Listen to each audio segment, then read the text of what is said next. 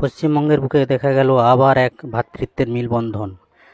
কামারহাটি ষষ্ঠীতলা মোড়ে হয়ে গেল এক বিশাল ইফতারি পার্টি অনুষ্ঠান। অনুষ্ঠানের আয়োজক ছিলেন কামারহাটি ষষ্ঠীতলা বম্বে ক্লাব। বম্বে ক্লাবের মূল উদ্যোক্তা রিন্টু দা, ওনার উদ্যোগে হয়ে গেল এক বিশাল ইফতারি পার্টি অনুষ্ঠান। ইফতারি পার্টি অনুষ্ঠানে প্রধান অতিথি হিসেবে উপস্থিত ছিলেন কামারহাটির বলিষ্ঠ বিধায়ক, সকলের প্রিয় জননেতা মদন মিত্র মহাশয় এবং এলাকার সমস্ত কামারহাটির নেতৃত্ববৃন্দ টিএমসির। সকলের উপস্থিতিতে হয়ে গেল এক বিশাল ইফতারি পার্টি অনুষ্ঠান। ভ্রাতৃত্বের মেলবন্ধন দেখা গেল কামারহাটির মাটিতে আবার একবার।